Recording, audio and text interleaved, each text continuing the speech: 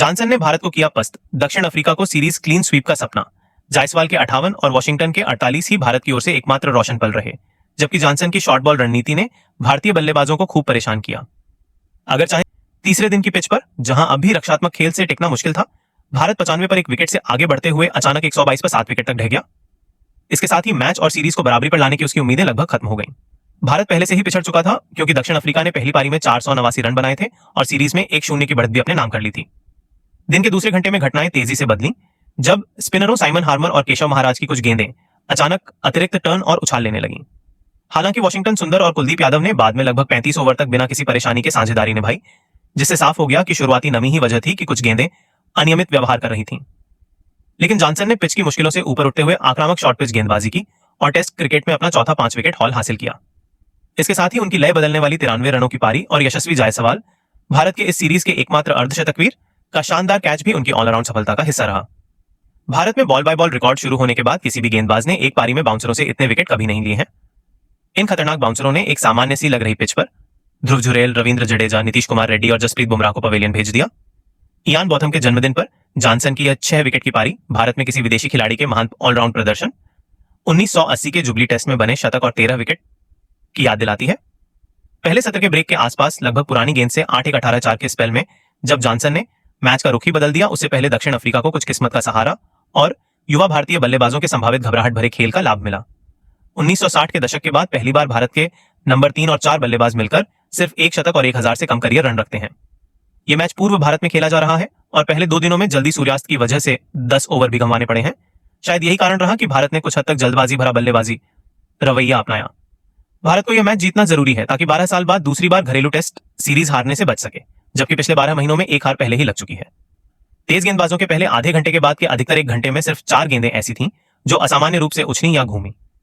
भारत 65 बिना नुकसान के मजबूती से पहुंचा, लेकिन उन्हीं 4 में से 2 गेंदों ने दोनों ओपनरों के विकेट गिरा दिए। एक ढीली गेंद शॉर्ट मिड विकेट पर कैच बन गई और 2 बल्लेबाज तेजी से रन बनाने के प्रयास में आउट हुए, जबकि इस टेस्ट में अब तक सिर्फ एक ही बल्लेबाज गेंदबाजी पर हावी हो पाया है, जॉनसन। केएल राहुल को अच्छी गेंदों में से पहली गेंद मिली।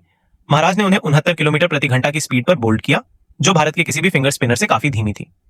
इसके बाद हार्मर, जो पूरी पारी में बेहद प्रभावशाली रहे, चाहे गेंद तेज घूमे या नहीं, ने दूसरी बड़ी सफलता दिलाई।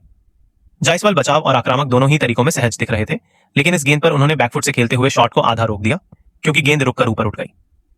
जॉनसन, जिन्होंने इससे पहले पॉइंट पर अपनी लंबी पहुंच से उनके चौके को बचाया था, इस बार आगे की ओर डाइव लगाकर कैच पकड़ लिया। बहुत कम फील्डर इस तरह की गेंद को हवा में पकड़ने तक पहुंच भी पाते। बीसाई सुदर्शन, जिन्हें कोलकाता टेस्ट में बाहर कर दिया गया था, इस मैच में फिर नंबर 3 पर लौटे। वे पूरी तरह सतर्क थे कि फुल लेंथ गेंदों पर पीछे नहीं फंसना है, क्योंकि पहले वे कई बार ऐसे आउट हुए हैं। उन्होंने 2 शानदार कवर ड्राइव खेले, लेकिन अंत में हार्मर की एक शार्ट गेंद को खींचने की कोशिश में शॉर्ट मिड विकेट के बाएं दिशा में मार बैठे, जहां रेयान रिकेल्टन ने डाइव लगाकर रिबाउंड कैच पकड़ लिया। इसके बाद पूरा खेल जॉनसन के इर्द गिर्द ही घूमता रहा। साथ ही भारत की थोड़ी बहुत जल्दबाजी भी इसमें जुड़ गई। ध्रुव जुरेल 10 गेंदों तक रन नहीं बना पाए और फिर उन्होंने जॉनसन की एक वाइड बाउंसर पर हुक खेलने की कोशिश की। गेंद इतनी ऊंची और इतनी बाहर थी कि वे उस पर नियंत्रण ही नहीं रख पाए। यह टी ब्रेक से ठीक पहले वाले ओवर में हुआ, जिससे हालत और खराब हो गई।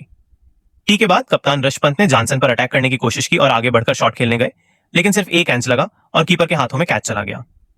रेड्डी और जडेजा को तो जॉनसन की खतरनाक गेंदों का सामना करना पड़ा। रेड्डी को अपने चेहरे की रक्षा के लिए हाथ ऊपर एक उठाने पड़े और एडन मार्कराम ने सेकंड स्लिप से गली की तरफ डाइव लगाते हुए शानदार कैच लपका। जडेजा गेंद की लाइन से हटने की कोशिश कर रहे थे, लेकिन गेंद उनका पीछा करते हुए उनके कंधे से लगी और फिर पेरिस्कोप की तरह बल्ले के ऊपरी हिस्से से लगकर सेकंड स्लिप में चली गई। औसतन जॉनसन को सिराज की तुलना में गेंद को बाउंसर बनाने के लिए 1 मीटर ज्यादा फुलर डालना होता था, जिससे बल्लेबाजों के पास समायोजित होने का और भी कम समय रहता था। वह उस समय गेंदबाजी कर रहे थे जब पिच की गति और उछाल कम हो चुकी थी। जब जॉनसन का स्पेल खत्म हुआ, नमी सूख चुकी थी और भारत की वापसी की उम्मीदें भी लगभग खत्म हो गई थीं। ऐसे में वॉशिंगटन सुंदर और कुलदीप यादव ने आसानी से रक्षा की। पिछली टेस्ट में नंबर 3 पर खेलने वाले वॉशिंगटन इस सीरीज में भारत की ओर से दूसरा अर्धशतक लगाने के करीब थे, लेकिन नया गेंद उपलब्ध होने से ठीक पहले उन्हें हार्मर की एक खूबसूरत ऑफ ब्रेक ने मात दे दी। कुलदीप ने अपने टेस्ट करियर की सबसे लंबी पारी खेली, बुमराह को बचाने के लिए 1 रन भी ठुकरा दिया, लेकिन वे जॉनसन को रोक नहीं पाए। वैसे भी बुमराह को बचाया भी नहीं जा सकता था। जॉनसन ने पारी को एक और जोरदार बाउंसर के साथ समाप्त किया। पूरा एक दिन आराम भी नहीं मिला और भारत के गेंदबाज फिर मैदान पर उतर आए। बुमराह ने तीसरी पारी के पहले ही ओवर में एक मौका बनाया, लेकिन गेंद सेकंड स्लिप के बाहर से निकल गई। दक्षिण अफ्रीका स्टंप्स तक 314 की बढ़त के साथ पहुंचा और भारत को सीरीज से बाहर करने से मात्र 2 सत्र दूर था।